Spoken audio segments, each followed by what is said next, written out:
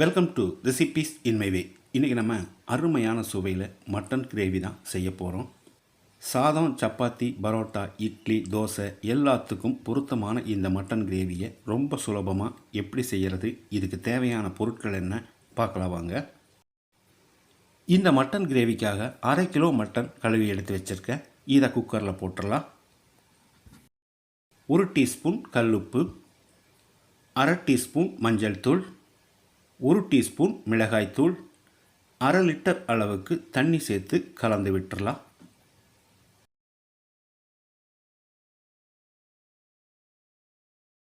மிதமான தீயில் 4 விசில் விட்டு எடுத்து வச்சுருக்கேன். இப்போ மட்டன் எந்த அளவுக்கு வெந்திருக்குதுன்னு பாருங்கள். குறைஞ்ச தீயில் வேக வைக்கும்போது மட்டனோ சிக்கனோ ரொம்ப மிருதுவாக வெந்துடும். மிக்ஸி ஜாரில் 1/2 கப் அளவுக்கு சின்ன வெங்காயத்தை போட்டுக்கலாம். வெங்காயத்தோட அளவு 200 கிராம் இருக்குது. 8 பல் பூண்டு, இது 20 கிராம் அளவு. 1 இன்ச் அளவுக்கு 4 துண்டு இஞ்சி, இதுவும் 20 கிராம். 2 இன்ச் நீளத்துக்கு 1 துண்டு பட்டை, 2 ஏலக்காய், 4 கிராம்பு, 1 டீஸ்பூன் சோம்பு, 1 டீஸ்பூன் கசகசா, இது ஆப்ஷனல் தான். 2 டேபிள் ஸ்பூன் மிளகாய்த்தூள், 3 டேபிள் ஸ்பூன் மல்லித்தூள், 1 டேபிள் ஸ்பூன் சீரகத்தூள், 1/2 டேபிள் ஸ்பூன் மிளகுத்தூள், 1/2 கப் அளவுக்கு தண்ணி சேர்த்து பேஸ்ட்டாக அரைச்சி எடுத்து வச்சுருக்கேன். வாணலியில் 3 டேபிள் ஸ்பூன் கடலை எண்ணெய், சன்ஃப்ளவர் ஆயில் சேர்க்கிறதா இருந்தாலும் சேர்த்துக்கோங்க. மீடியம் சைஸில் 2 பெரிய வெங்காயம் பொடியாக நறுக்கினது, 2 கொத்து கருவேப்பிலை. வெங்காயத்தை செவந்து வர்ற அளவுக்கு வதக்கிடலாம்.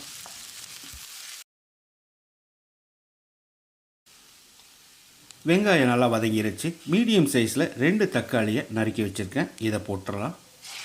1 டீஸ்பூன் கல்லுப்பு சேர்த்து தக்காளியை மசிகிற அளவுக்கு வதக்கிடலாம்.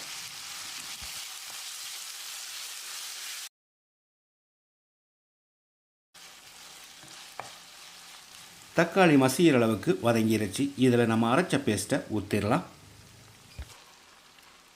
கூடவே மிக்ஸி ஜார் அலசி 1/2 கப் அளவுக்கு தண்ணி சேர்த்துக்கலாம்.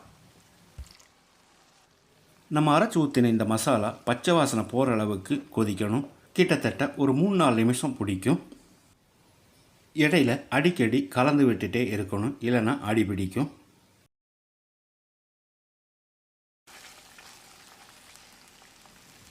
மசாலா நல்லா சுருண்டு வர்ற அளவுக்கு வதங்கிருச்சு. இதை ஒரு தரம் கலந்து விட்டுடலாம்.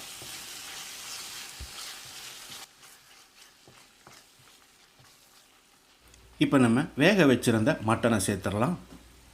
இந்த மட்டன் கிரேவி கொஞ்சம் திக்காக தான் இருக்கும். நீங்கள் தேவைப்பட்டால் கொஞ்சமாக தண்ணி சேர்த்து கலந்து விட்டுருங்க.